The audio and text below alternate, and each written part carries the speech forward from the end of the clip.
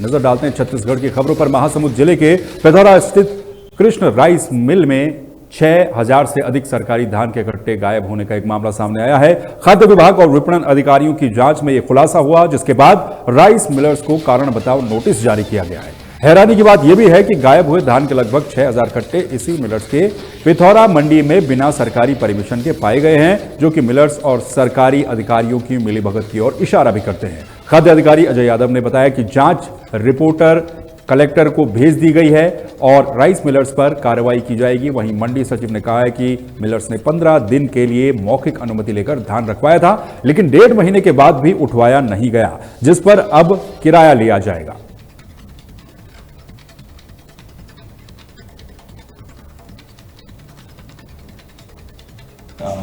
जो शासकीय धान उठाव किया गया था डीओ के माध्यम से, उसमें कमी पाई जाने की सूचना प्राप्त हुई थी। इसके आधार पर जिला प्रशासन के द्वारा टीम गठित करके मंडी, खाद्य और विपणन तीनों की टीम बना करके जांच कराई गई है। जांच में वहां पर लगभग प्रथम दृष्टया 6000 कट्टे की कमी पाई गई है। चूँकि शासकीय धान के जो स्टॉकिंग है उसमें 6000 कट्टे की कमी पाई गई, उसके आधार पर प्रकरण दर्ज किया गया है और आगे इसको प्रकरण दर्ज करने के बाद कलेक्टर न्यायालय में प्रस्तुत किया जाएगा।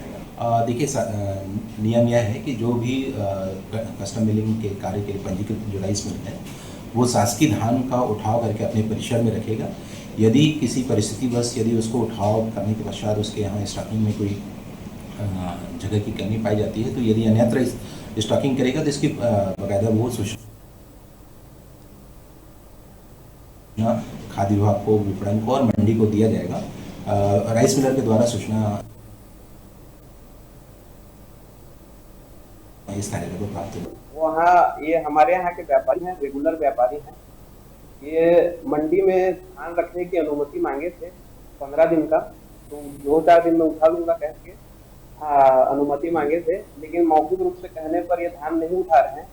अगर ये अब 1.5 महीना हो चुका है, उनको नोटिस भी भेजी जा चुकी है।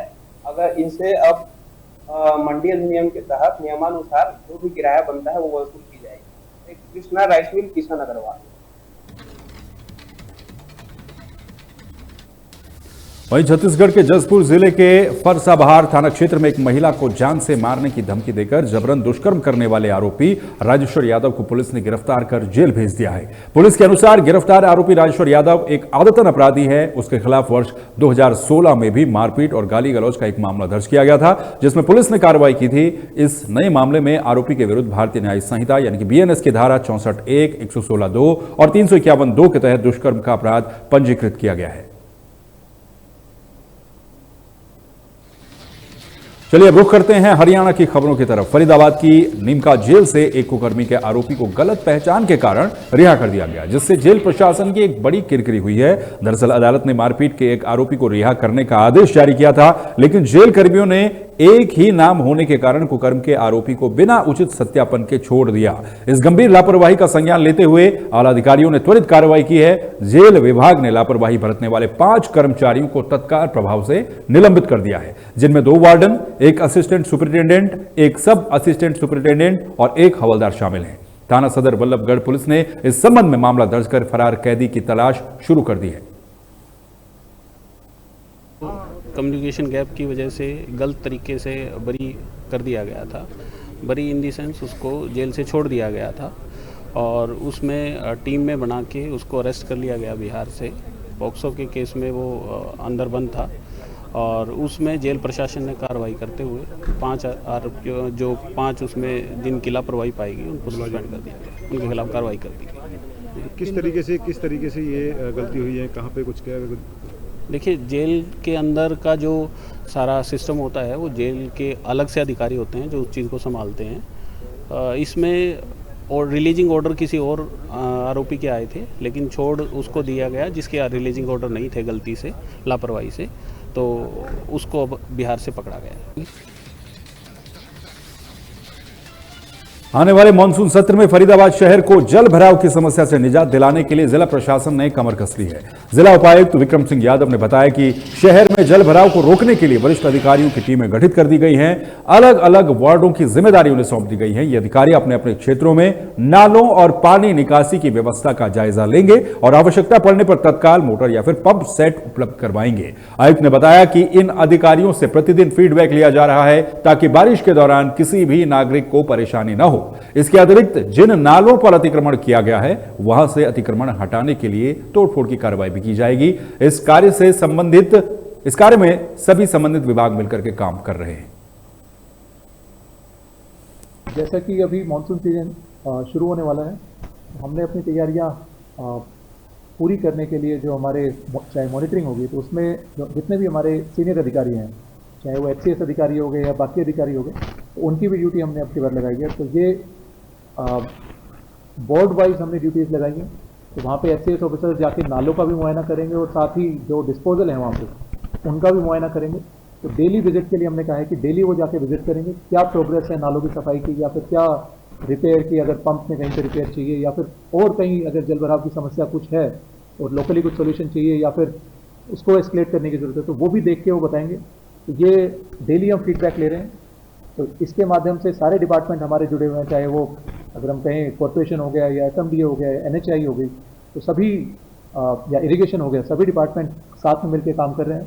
साथ ही आज भी हमने एक मीटिंग ली थी जिसमें सभी अधिकारियों को फिर से एक बार ब्रीफ करा था और उनकी जो पिछले हफ्ते में जो कार्रवाई रही तो उसकी मूल्यांकन हमने जो करा था वो।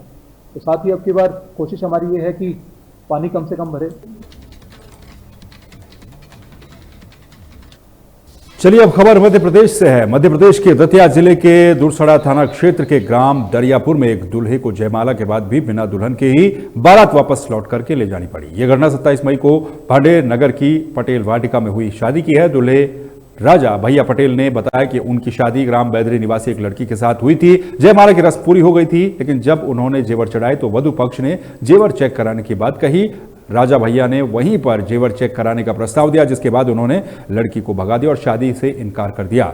दूल्हे का आरोप है कि लड़की पक्ष ने उनके 12 लाख के कीमती जेवर भी रख लिए। इस घटना को लेकर के वर पक्ष ने भंडेरा थाने में रिपोर्ट दर्ज करवाई है। डिंडोरी में बैगा आदिवासियों की जमीनें वापस दिलाने की लड़ाई अब कांग्रेस लड़ेगी। मध्य प्रदेश के पूर्व मुख्यमंत्री दिग्विजय सिंह आज पिपरिया और तांतर गांव पहुंचे, जहां उन्होंने चौपाल लगा करके ठगी के शिकार हुए बैगा आदिवासियों की पीड़ा सुनी। दिग्विजय सिंह ने मीडिया से चर्चा करते हुए बताया कि ग्राम पिपरिया माल और तांतर की लगभग 1000 एकड़ की जमीन कटनी जिले के 4 लोगों के नाम से खरीदी गई है। इन जमीनों में प्रचुर मात्रा में बॉक्साइट निकलना है। आरोप है कि बजाग निवासी एक दलाल के माध्यम से कटनी के एक भाजपा नेता की कंपनी के लिए बॉक्साइट से भरी इन बेशकीमती बैगा आदिवासियों की जमीनों को कौड़ियों के दाम खरीद लिया गया है। दिग्विजय सिंह ने आरोप लगाया है कि जिन 4 आदिवासियों ने जमीनें खरीदी हैं उनका नाम BPL सूची में दर्ज है। ऐसे में इतनी बड़ी मात्रा में जमीन खरीदने के लिए उनके पास पैसा कहां से आया, यह जांच का विषय है। उन्होंने इसे दलाल, राजस्व अधिकारी और भाजपा नेताओं की सुनियोजित साजिश बताते हुए कहा कि बैगा आदिवासियों को लूटा गया है। इस मामले को उजागर करने वाले कटनी के एक युवक ने भी गंभीर आरोप इस पूरे मामले में लगाए हैं। बोले तो हम कहन भाई कैसे है, कैसे हमारे खेत बिक्री नाम है, ऐसे क्या कि हम पछतावत रहन मन माने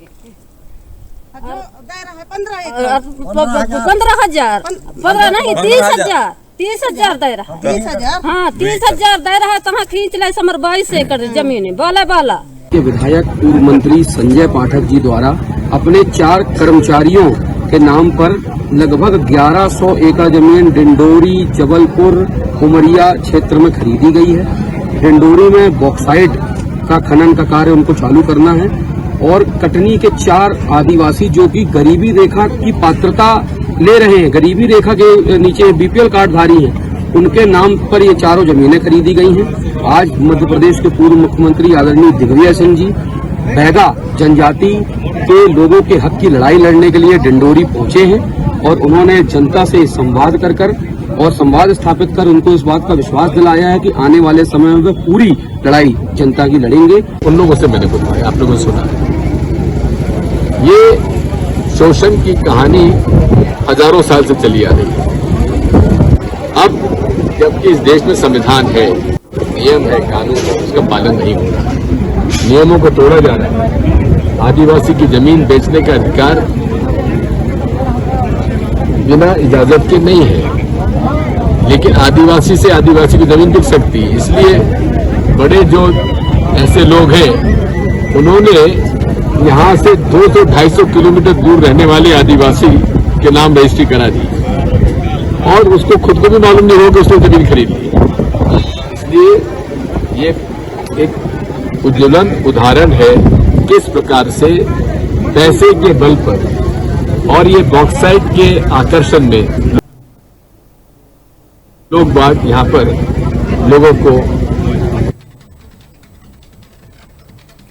अब रुख करेंगे उत्तर प्रदेश की खबरों का। पीलीभीत के भारत मुकुल हॉल में भारतीय सुभाष आर्मी संगठन की समीक्षा बैठक राष्ट्रीय अध्यक्ष प्रताप सिंह के नेतृत्व में संपन्न हुई। इस दौरान संगठन के सदस्यों को नियुक्ति पत्र देकर सम्मानित किया गया और संगठन को आगे बढ़ाने के लिए दिशा निर्देश दिए गए। राष्ट्रीय अध्यक्ष प्रताप सिंह ने बताया कि भारतीय सुभाष आर्मी संगठन अब गरीब और किसानों की समस्याओं को लेकर के आगे आया है। उन्होंने भ्रष्टाचारियों के खिलाफ जंग का ऐलान करते हुए कहा कि किसी भी मजबूर को अब सताया नहीं जाएगा और न ही उसका शोषण होने दिया जाएगा। बैठक में सैकड़ों की तादाद में संगठन के कार्यकर्ताओं ने बढ़ चढ़कर हिस्सा लिया और संगठन को मजबूती के साथ जोड़ने का संकल्प लिया। पीलीभीत सिटी के अंदर भारत मुकुट के पास ये समीक्षा बैठक की गई, जिसमें जिले के सभी पदाधिकारी आए थे।